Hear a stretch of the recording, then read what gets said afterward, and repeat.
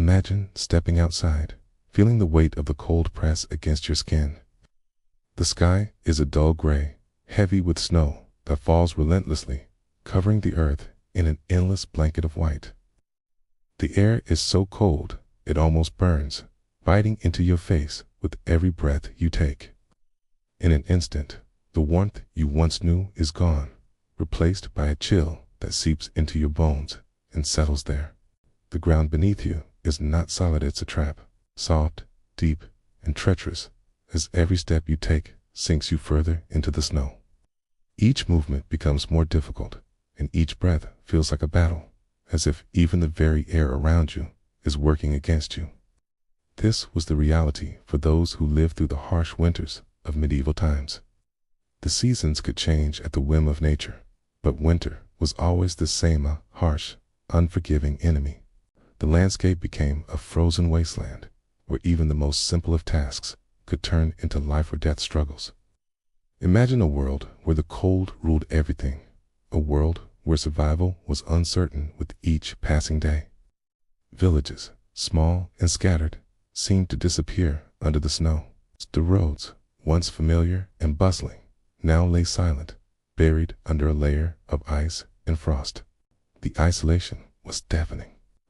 For days, or even weeks, people would be cut off from the rest of the world, trapped by snowstorms and the weight of the cold. In these dark months, the line between life and death grew thinner with each storm. The cold was relentless, not just in temperature, but in its power to isolate and overwhelm. It was not just the cold that people had to contend with, but also the scarcity of resources. Firewood, food, and shelter, everything had to be carefully rationed, and with each passing day, the fear of running out of supplies became more real. The endless cold seemed to mock every effort to keep warm, and even the smallest crack in a wall, a roof, or a door became a life-threatening weakness. The homes, though made of wood and thatch, were no match for nature's fury. What would normally be a small inconvenience in milder weather, like a shortage of firewood or a broken door, now felt like an insurmountable disaster. It was not just about surviving the elements. It was about surviving against a world that seemed designed to destroy you. Long, dark nights made the days feel like mere moments. The sun's weak rays barely touched the earth before it disappeared behind the horizon again. The isolation, the cold, the fear of running out of food or firewood was a constant pressure, pressing down on every person, every family. How could they survive? How could they endure these seemingly endless winters? The answer wasn't simple, and it wasn't guaranteed, but the question remains: how did people survive? How did they find the strength to keep going in a world where nature itself felt like an adversary, determined to strip them of everything they had? When survival becomes a daily struggle, every choice is critical. For medieval peasants, living through the coldest winters wasn't just about keeping warm, was about finding ways to stay alive in the face of almost insurmountable odds. The homes they built, the clothes they wore, food they preserved, all of these were designed not just for comfort, but for survival. The harshness of winter forced them to become experts in using what they had, making do with the few resources they could gather and repurpose. The simplest homes were built from what was readily available: wood, mud, and straw. A small, thatched roof cottage was often the best a family could afford, with walls made from thick, mud-packed timber. The design of these homes was simple but effective. The thick mud walls acted as a kind of natural insulation, trapping heat inside and blocking the freezing winds from entering. But even the strongest walls could only do so much. The cold always found a way in, creeping through the cracks and crevices, reminding its inhabitants of its power. Despite these defenses, survival in these homes often came down to the strength of the hearth. The hearth was the heart of the home. Without it, survival would have been near impossible. But keeping a fire burning in the dead of winter was no easy feat. Firewood, like all other resources, was limited, so it had to be rationed. Families would burn the hardest, slowest burning wood, often using oak or beech to ensure the fire lasted as long as possible. Fire wasn't just a source of warmth, it was the lifeline. It cooked food, boiled water, and provided light in the long, dark nights. It was the constant companion that kept the darkness of the world outside at bay. Clothing was another essential for survival. The medieval peasants didn't have the luxury of modern fabrics, but they made do with what they had. Wool was the fabric of choice, prized for its warmth and water resistance. Thick woolen tunics and cloaks would be layered over woolen undergarments to trap as much warmth as possible. Fur was also highly valued, often used to line coats and cloaks. These materials were simple but effective, designed not just for fashion, but for the harshest conditions. Even the shoes were constructed with layers of wool and leather, meant to keep the feet dry and warm as people trudged through snowdrifts that could bury entire villages. But it wasn't just about clothing or shelter. It was about how people worked together to make it through the winter. In times of scarcity, survival was a communal effort. Neighbors shared firewood, food, and resources in ways that went beyond simple friendship. Families came together to ensure that everyone would survive the long winter months.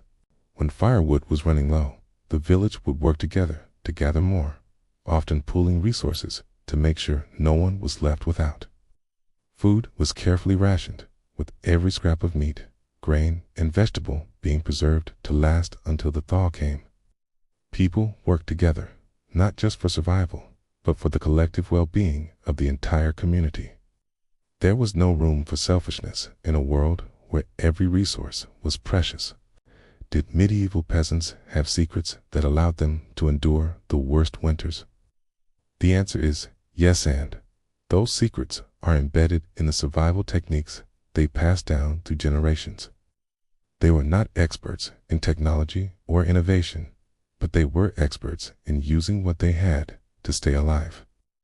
These ancient techniques, honed by necessity, were their way of surviving the brutal winters that nature threw at them.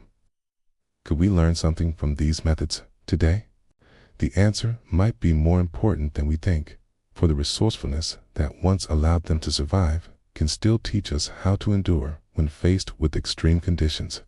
Surviving harsh winters wasn't just about physical endurance, it was about how the mind, heart, and the spirit could withstand the psychological weight of isolation, fear, and deprivation. As the cold tightened its grip on medieval life, the mental and emotional toll of enduring such harsh conditions became just as critical as any survival tactic. The cold wasn't simply an adversary that could freeze your body, it was a relentless force that could break your will. In a time when people lived in small homes, often isolated from the rest of the world, the winter months felt as though they stretched on endlessly. The cold seemed to seep into everything, into the food, into the air, and into the very soul of the people who endured it. The long nights were the hardest. Without the light of day to provide relief, the darkness felt suffocating, the hours stretching far beyond their natural span. As the days grew shorter, people found themselves spending more time indoors, often with little to do but wait out the cold. Lading was one of the hardest parts. It wasn't just the fear of running out of food or firewood, it was the slow, agonizing passage of time, where every day felt like a battle against the elements. The small homes that were meant to protect people from the cold became prisons, enclosing families in tight spaces with no escape.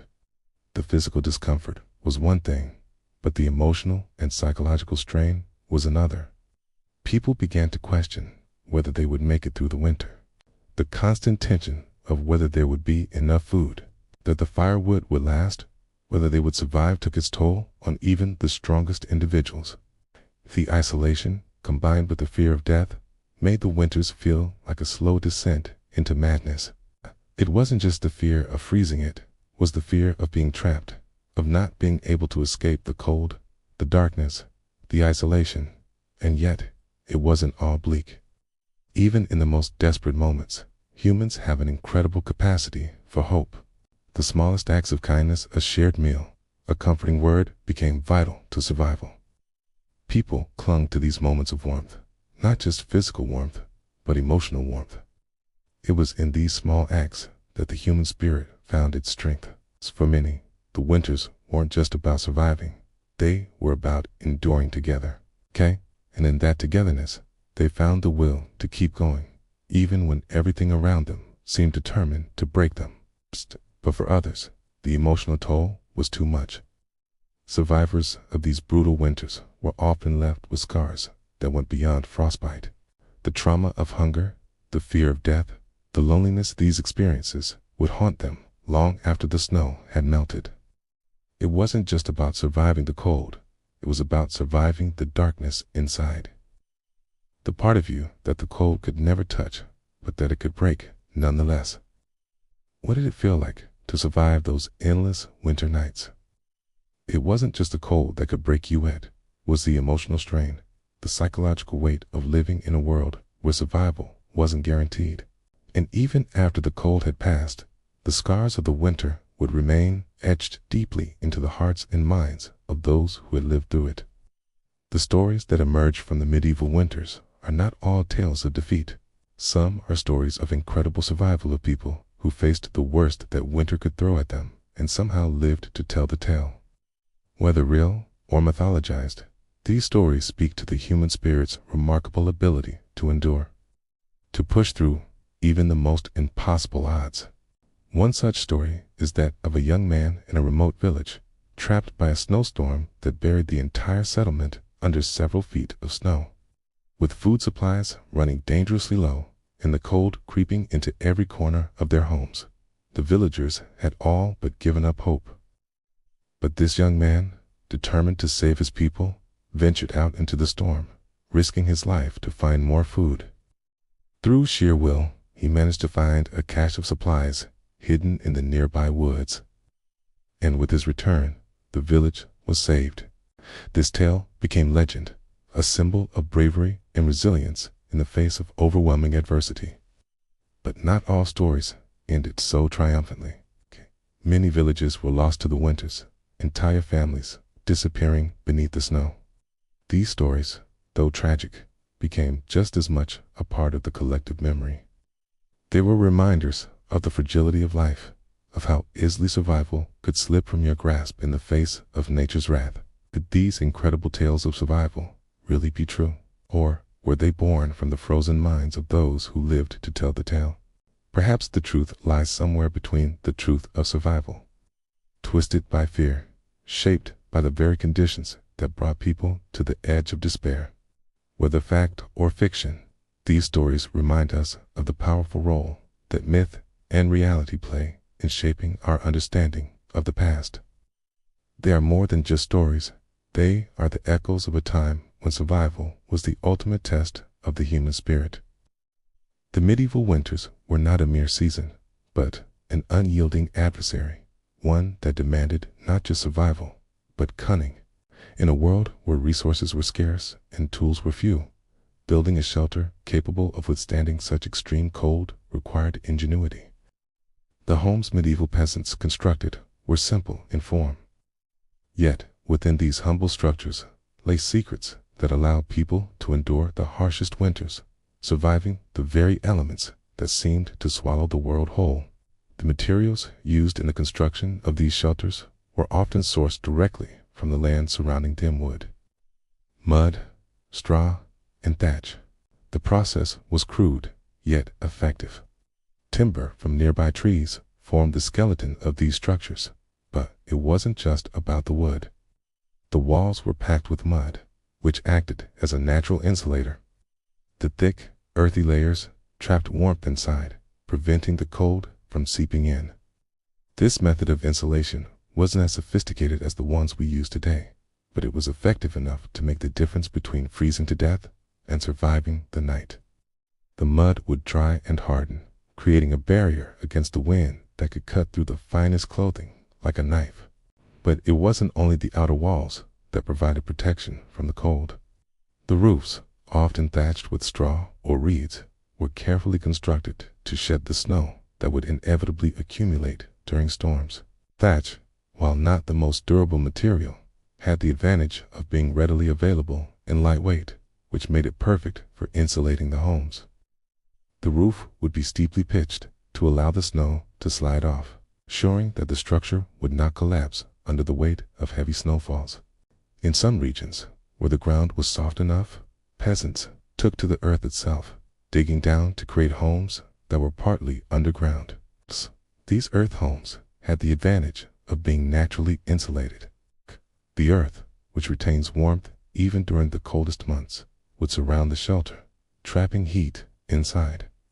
These dugout homes would stay significantly warmer than those built solely above ground. The earthen walls acted as natural heaters, creating a microclimate that could shield against the brutal outside temperatures. Such shelters, though rudimentary, provided a semblance of safety and warmth when all else seemed lost to the frost. Yet, it wasn't just the physical structure of these shelters that made them functional. It was the way people used them. The interiors were not just places to sleep, they were shared spaces where families huddled together for warmth. The hearth at the center of the home was the focal point. The fire it provided was not just for cooking food. It was a lifeline. Its families would gather around the hearth, sharing stories, food, and warmth. The warmth was fleeting though, as firewood had to be rationed carefully, ensuring the flame would last throughout the long, cold night. The constant battle against the cold was a shared struggle, and in this shared hardship, families bonded. The very act of living in such confined spaces during the bitter cold created a unity that was essential to survival. People knew that in order to survive, they couldn't rely solely on individual strength. They needed each other. The structure of the home, small and often cramped, forced these interactions. It wasn't here just about the walls or the roof. It was about how the people inside worked together, sharing what little warmth and resources they had. Could a simple mud hut really be the key to surviving months of freezing temperatures? What were the secrets hidden within these humble shelters? The answer lies not just in the materials used or the construction techniques, but in the human element, the relationships that formed inside these walls. The shelter itself was more than just protection from the cold. It was a space for survival, a symbol of how, in the face of nature's most brutal challenges, people found warmth not just from fire, but from each other. In medieval winters, fire wasn't just a comfort, it was a necessity. Without it, survival would have been near impossible. Keeping a fire burning through the long, brutal nights of winter was no simple feat. It wasn't just about having a good supply of firewood.